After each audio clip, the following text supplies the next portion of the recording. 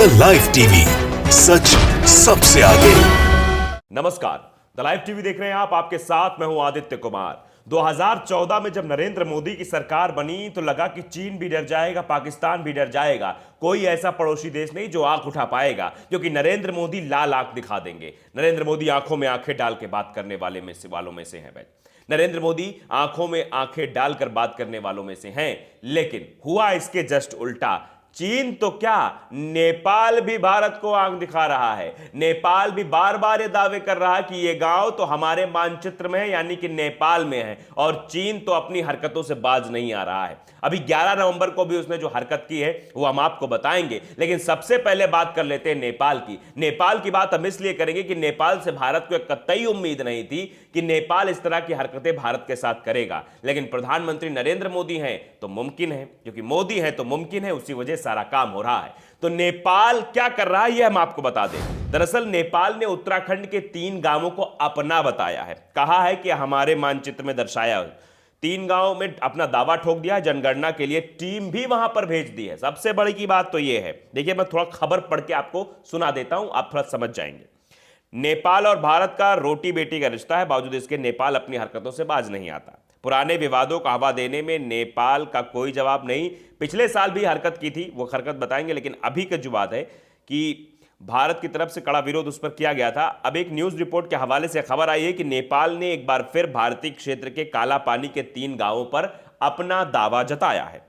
Nepali media के अनुसार पिथौरागढ़ के काला पानी के 3 गांव नेपाल के हैं। नेपाल ने इन गांवों की जनगणना के लिए अपनी टीम भी भेजी, लेकिन भारतीय प्रशासन ने रोका। नेपाली मीडिया ने इसे भारतीय अतिक्रमण बताया।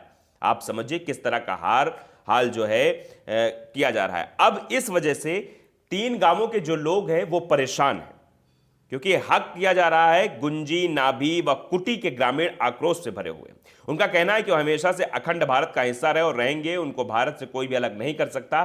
भारतीय गांव को नेपाल की तरफ से अपना बताए जाने के बाद वहां रह रहे लोगों ने नेपाल को खरी खोटी सुनाई। बात तो ठीक है, नेपाल को वहां के लोगों ने खरी खोटी सुना दी, भारत के लोगों ने, लेकिन प्रधानमंत्री नरेंद्र मोदी क्या बोलेंगे इस पर सबकी निगाहें हैं। क्योंकि प्रधानमंत्री तो लाल आंख दिखाने वाले थे, तो चीन को डराने वाले थे। यहां तो नेपाल ही उनसे डर नहीं रहा है, और नेपाल बार बार ऐसी नापाक हरकतें कर रहा है। नेपाल इसके पहले भी कर चुका है, वो भी आपको बता दें। 2020 में ओली सरकार ने भारत नेपाल की सीमा से लगने वाले पिथौरागढ़ के गुंजी, कुटी एवं नाभी गांव को अपने मानचित्र में शामिल किया था। इस विवाद ने काफी तूल पकड़ा था। तब भारत की तरफ से कड़े विरोध के बाद नेपाल के तेवर ठंडे पड़े थे और यह विवाद थोड़ा थमता हुआ दिखाई दिया था। तो आप समझिए कि नेपाल भी हरकतों से बाज नहीं आ रहा है, बार बार कर रहा है। इस पर कुछ लोगों के ट्वीट्स है, वो पढ़ेंगे हम। शिल्पा आंबेडकर है, वो लिखती हैं, गधेंद्र आए थे चीन को डराने के लिए, इनसे तो नेपाल भी नहीं डर रहा है। ये भी वही बात करें जो अभी हम थोड़ी देर पहले कह रहे थे कि प्रधानमंत्री नरेंद्र मोदी लाल आंख दिखाने की बात कर रहे थे, लेकिन पता नहीं लाल आंख कहां चली गई, जिस वजह से नेपाल भी अब अपने हरकतों से बाज नहीं आ रहा है। इस तरह का काम हो रहा है। भारत के 3 गांवों पर नेपाल ने फिर से अपना दावा ठोका है। अब जरा चीन की एक हरकत आपको बता देते हैं। चीन लगातार हरकतें कर रहा है।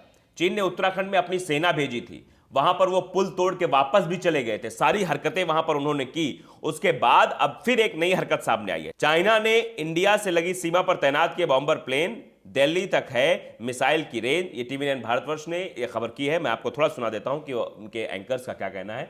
TV9 की खबर है कि वो बता रहे सीधे किस तरह से वहां पर जो है बॉम्बर्स लगाए गए हैं भारत को टारगेट करने के लिए। देखिए 11 नवंबर को जो अभी बीती है, उस दिन सेंट्रल चाइना टेलीविजन ने एक फुटेज जारी किया जिसमें PLA का जो एयर विंग है, पीपल्स लिबरेशन आर्मी, चाइना की आर्मी, इसका एयर विंग है, उसने 72 साल पूरे किए हैं। तो 72nd एनिवर्सरी के मौके पर उन्होंने एक ड्रिल की जिसमें हिमालयन रेंज से होकर H-6 के बॉम्बर्स गुजरे।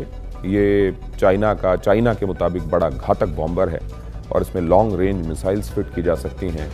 इसमें anti drone, anti ship missiles fit की जा सकती हैं। इसमें 1500 किलोमीटर रेंज वाली लंबी दूरी की मिसाइलें फिट की जा सकती हैं, और ये भी कि इससे न्यूक्लियर वेपन भी ले जाए जा सकते हैं। अगर न्यूक्लियर वॉरहेड्स ले जाए जा सकते हैं और लॉन्ग रेंज मिसाइल्स इसमें फिटेड हैं, तो ये दुनिया के लिए चिंता का सबब है।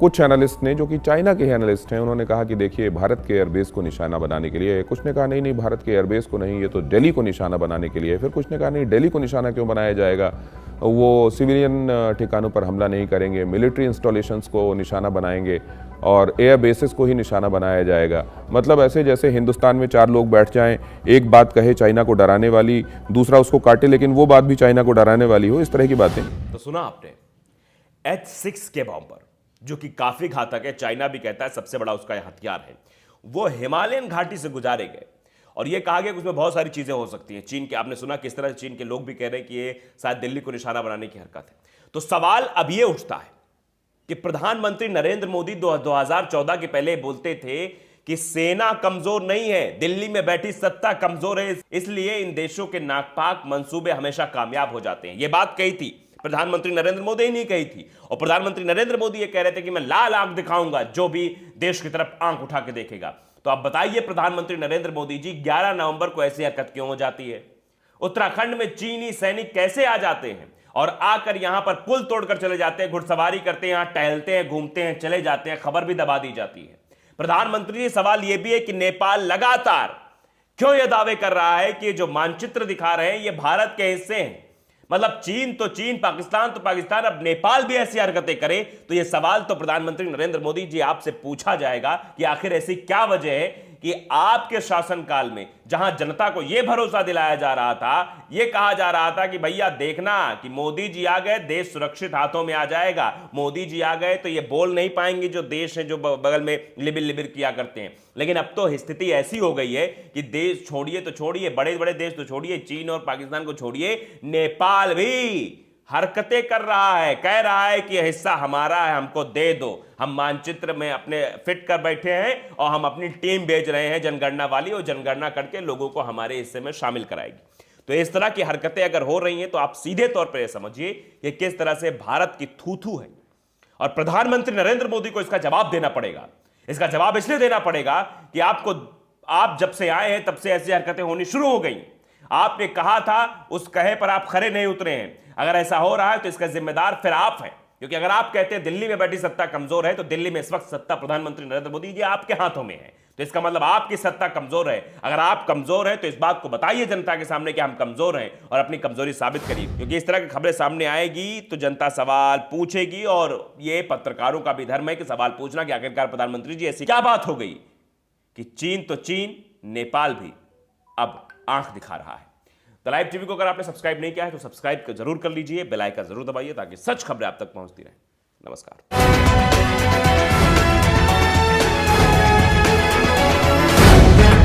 द लाइव टीवी, सच सबसे आगे।